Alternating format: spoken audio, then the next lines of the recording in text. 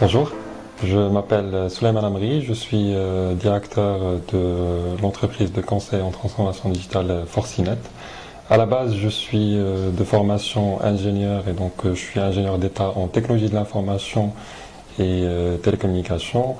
Et donc c'était un parcours d'ingénierie que j'ai fait au Maroc à l'Institut national des postes et télécoms. Et puis à la suite de ce parcours, j'avais effectivement poursuivi mon cursus en business management et ingénierie des affaires exactement à Télécom Bretagne, enfin, qui est nommé aujourd'hui IMT Atlantique en France. Et justement, c'est ce qui m'a permis en fait d'avoir un parcours académique qui est mixé entre les technologies et également entre tout ce qui est business et marketing. Et donc suite à ce parcours académique, j'avais eu l'occasion de travailler sur plusieurs projets dans des entreprises dans le cadre d'expériences professionnelles, donc notamment des projets qui étaient au départ qui concernaient tout ce qui est technologie de l'information en termes de développement informatique, en termes de développement web, en termes de mise en place de solutions fonctionnelles de gestion au sein des entreprises, notamment des systèmes d'information, des CRM, etc.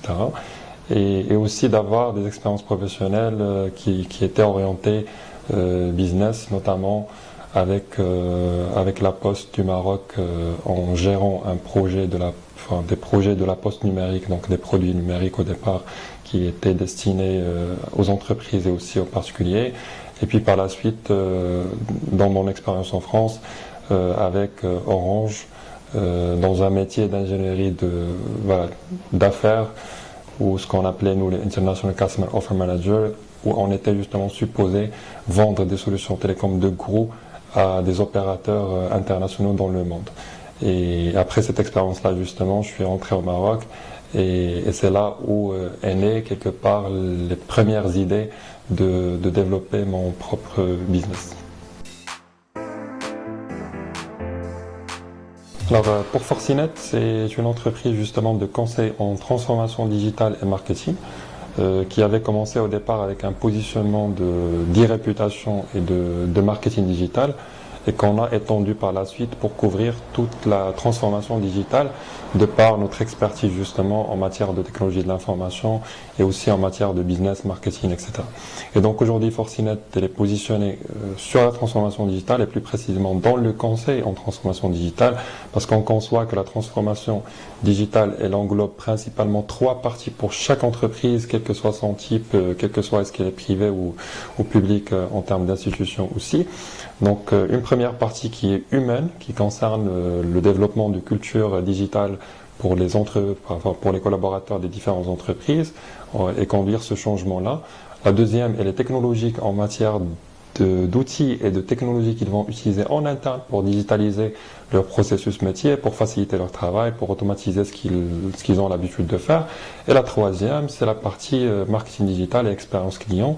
Donc c'est la relation de cette entreprise avec l'externe, avec ses clients, avec les personnes avec qui elle s'adresse et donc sa communication digitale, sa façon de se marketer sur Internet, etc.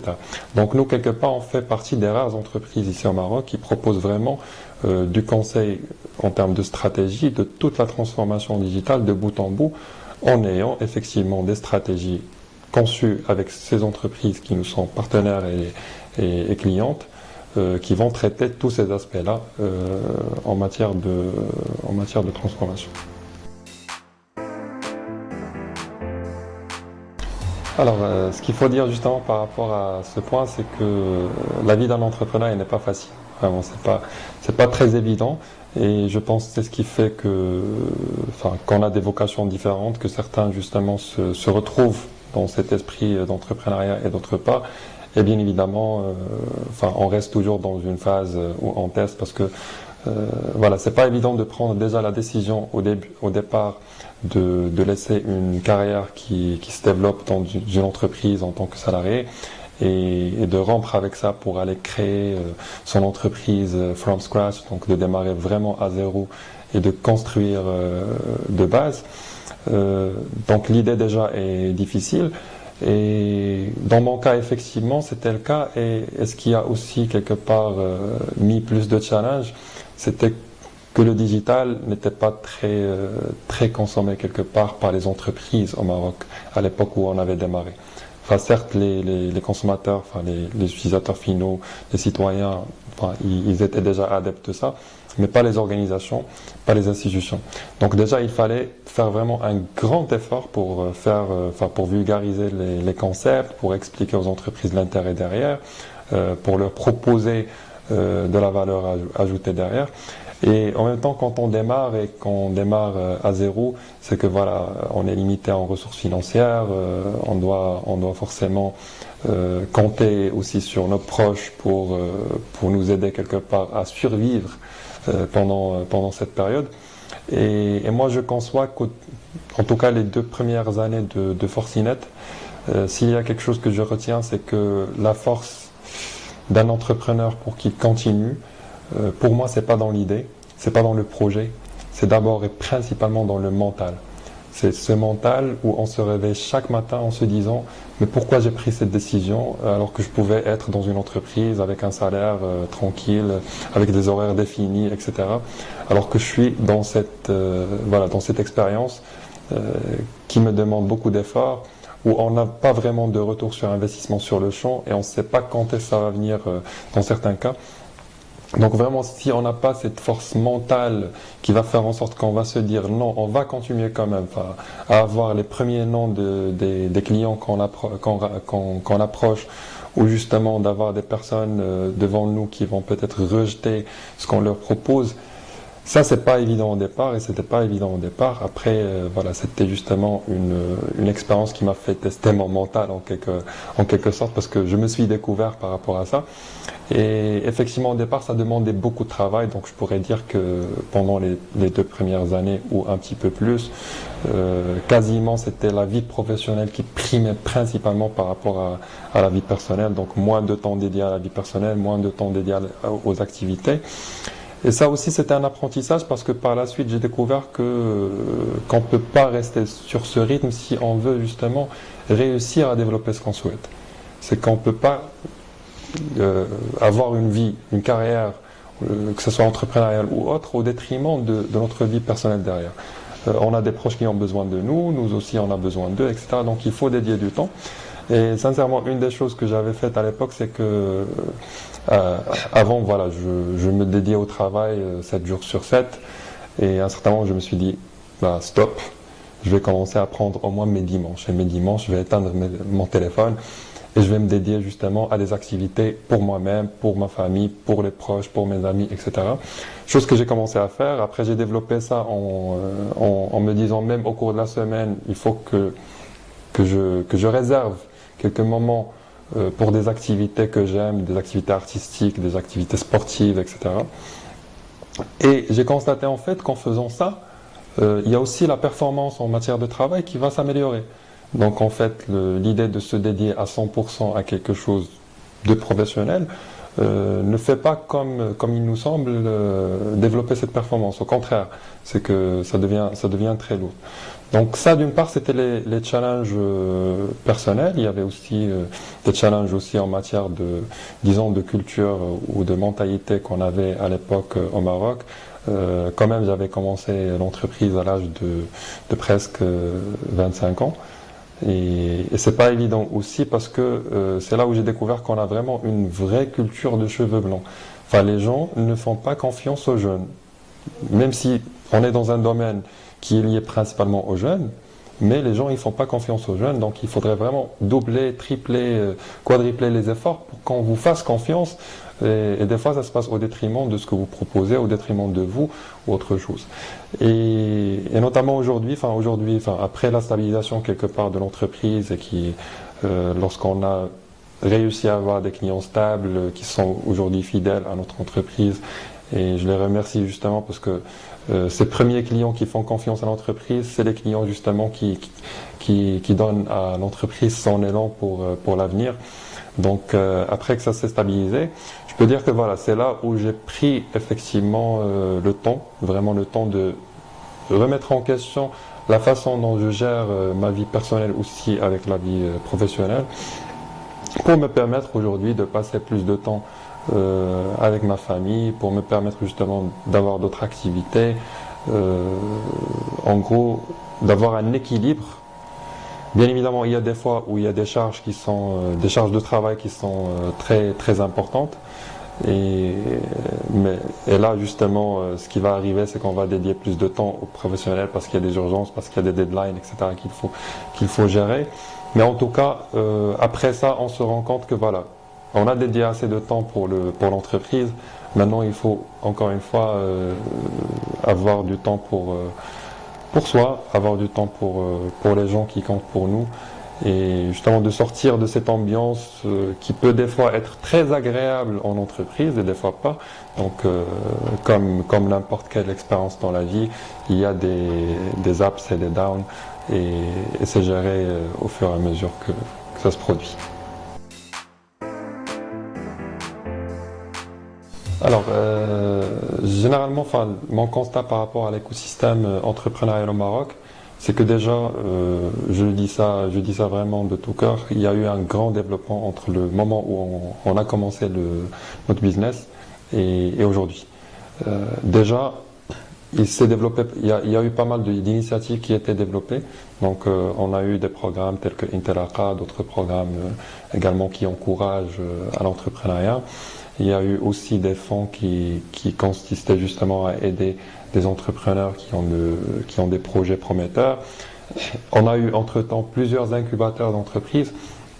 Donc l'écosystème il s'est développé parce que au départ il faut dire que il y avait ce challenge de mentalité générale quelque part. Parce que nous on vit quand même dans une culture dont la logique entrepreneuriale manque beaucoup. D'ailleurs, depuis qu'on commence à être conscient de notre vie, il y a toujours ces messages qu'on va entendre de voilà, il faut étudier pour travailler dans une entreprise, pour se marier, pour avoir une voiture, pour avoir par la suite une maison.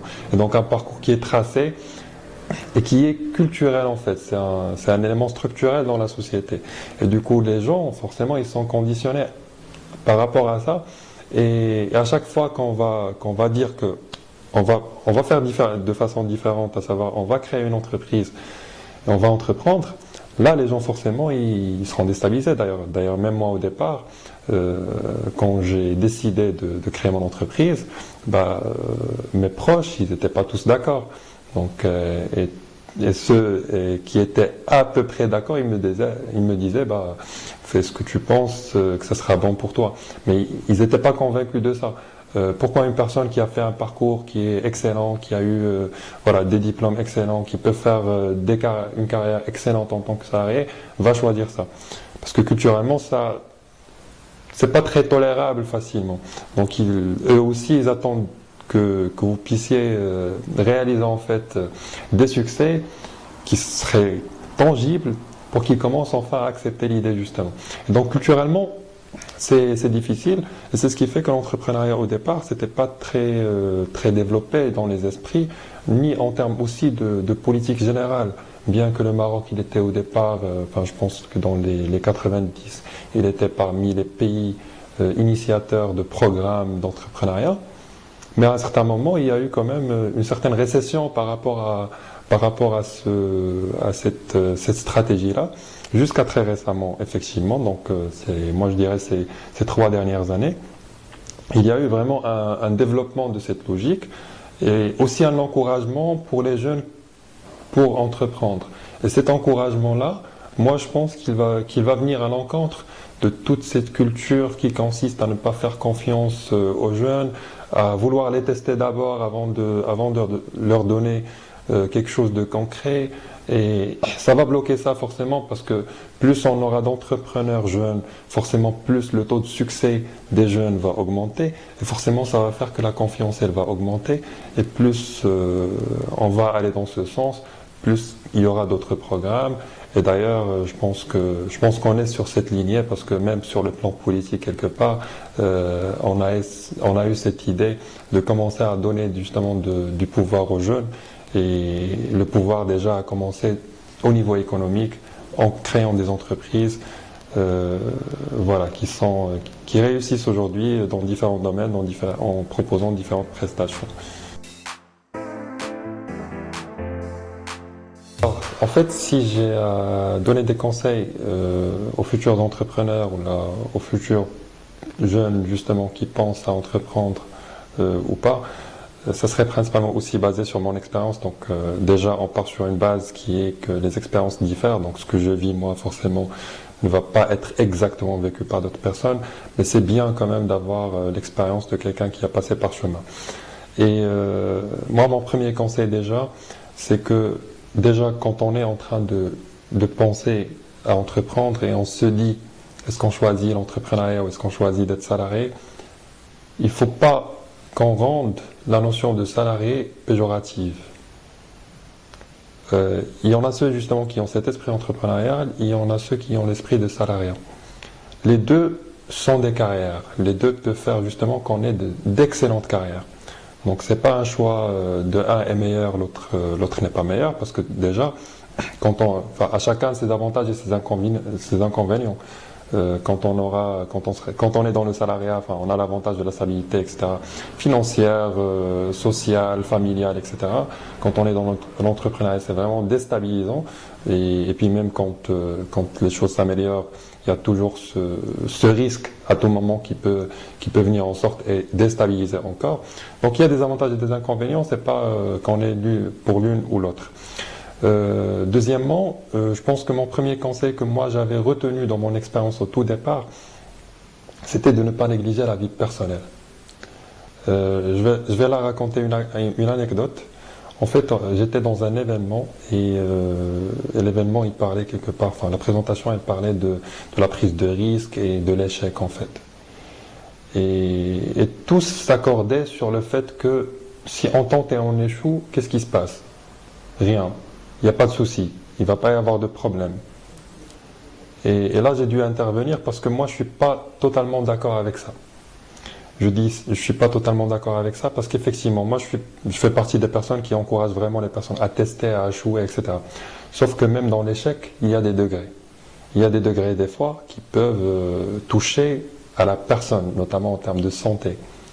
Et moi, je dis, quand il s'agit d'une expérience où on échoue et que derrière, c'était un échec matériel, là il n'y a pas de souci, on peut tout le temps se mettre debout et reprendre. Mais des fois, l'expérience est tellement grande que ça se passe au détriment de notre santé, et là il n'y a pas de retour. Il n'y a pas de retour parce que la santé c'est un capital qui nous est donné à gérer dans une durée indéterminée qu'on ne connaît pas. Et en tant qu'entrepreneur, en pensant à l'avenir, pourquoi je dis qu'il faut quand même consacrer depuis le départ du temps à la vie personnelle et ne pas l'oublier.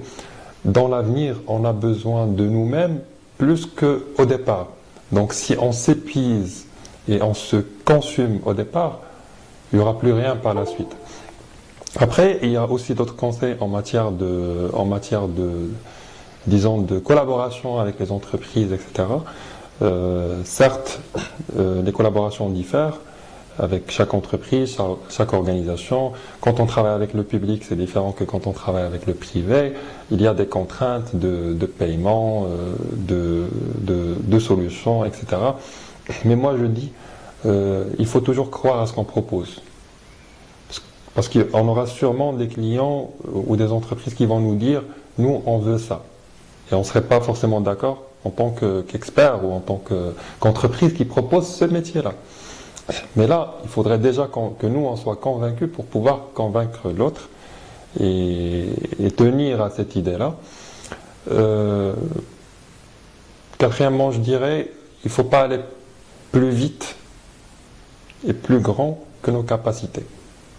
Quand on démarre une entreprise, on démarre forcément avec des capacités limitées, même quand on a des fois le fonds de roulement nécessaire pour créer une entreprise, recruter des gens, etc.